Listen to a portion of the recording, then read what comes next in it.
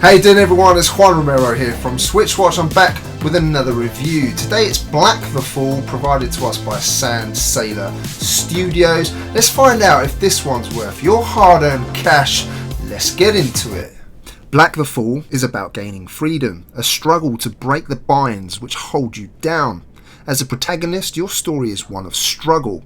The story is based on a machinist who wants to escape this seriously bleak world, and when you finally complete the game, it's really rammed home what this fight for freedom was all about. This is a political story and it's heavy hitting, and if you're not really into this stuff, you may find it difficult to get into. Personally, I enjoyed the more adult theme, and the fact that you have to discover this story for yourself through the game with hardly a word spoken or written is a testament to how this medium can be used to tell a story. This is a game with a story to tell, and it tells it in quite a heavy-handed manner at times. It's full of mature adult themes, which is right up my street. But I can appreciate it's not everyone's cup of tea and doesn't always make for the most fun material to use within a game.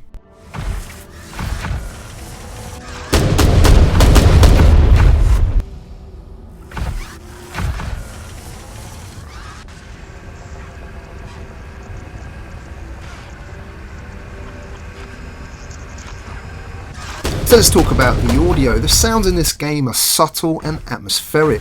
It draws you into its world without it being in your face. Everything here seems like it was created with atmosphere in mind, like that was the brief from the very beginning. I think with the music here, less is definitely more. Although it's there in the background and it is very subtle, I do sometimes wish that it had built up to a crescendo in those more dramatic moments. Sound effects and little details make you take notice, and there is a constant industrial type sound running throughout, which is quite uncomfortable. Everything is machine sounding, enemies will shoot you at first sight, and the sounds of the shots are terrifying. The sound certainly does a great job of matching the visuals with that moody feel.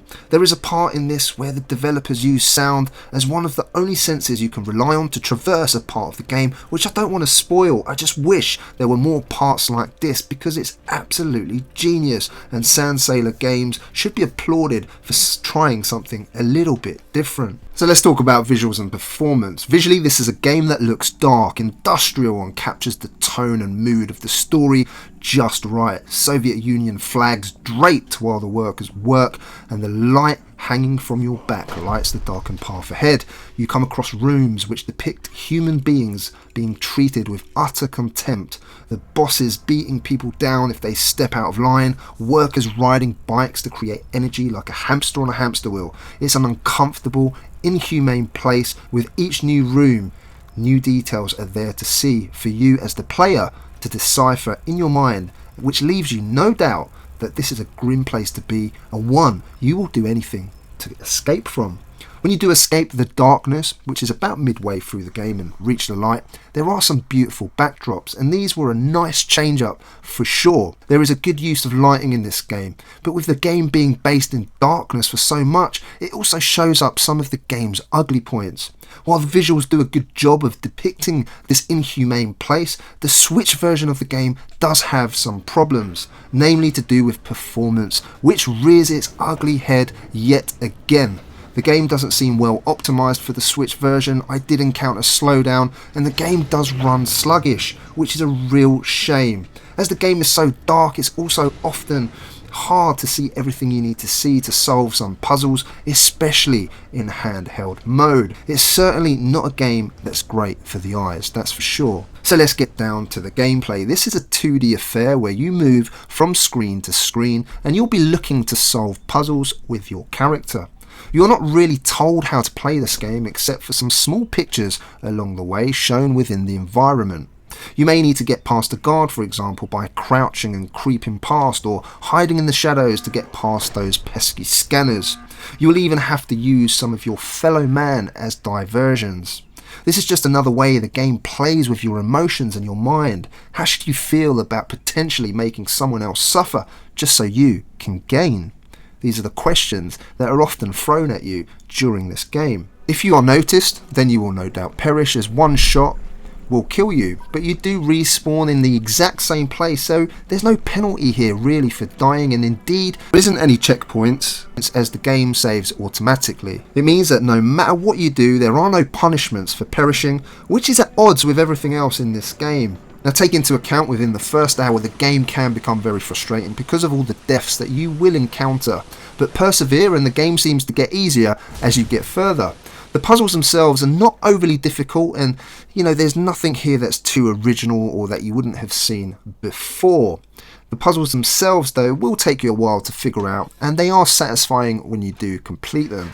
There are also some platforming elements to the game which add a nice change of pace from solving puzzles, but these are not going to throw up too much of a challenge in all honesty, and they're certainly not to Limbo or Inside standards of platforming, that's for sure. This game will be compared to those games quite a bit, no doubt, but this does forge its own path, and while this game is not as good as the two others, it does a decent enough job. Controlling your character felt okay, but at times in the game you'll have to use a cursor to control either other characters or a pet that you find later on, and it's more like a point and click, and it was a little bit finicky. It wasn't the best. Later on, about midway through, you will meet a robotic friend which will be your companion for the rest of the game, and it will be an essential tool to help you with the rest of the puzzles. Your robotic friend will be able to latch onto electronic switches, act as a ledge for you to hang off, or distract huge robots from firing bullets at you, and you can turn it into a box to reach higher ledges, for example. So moving on to value, the game is $14.99 or £11.99, and there are parts in the game which you will find thinking these are some sort of secret, but nothing actually happens when you find these places. It was only after I did some further research that I realised that these are counted as secrets in other versions of the game and count towards a 100% completion rate. For completionists, all the replayability has now been stripped away. Whether you find these secrets here or not doesn't matter, and it doesn't count here. Instead, you'll find these secrets, but you'll not be rewarded for them. So it's pointless them being there. In essence, once you complete the campaign, there's nothing to go back for.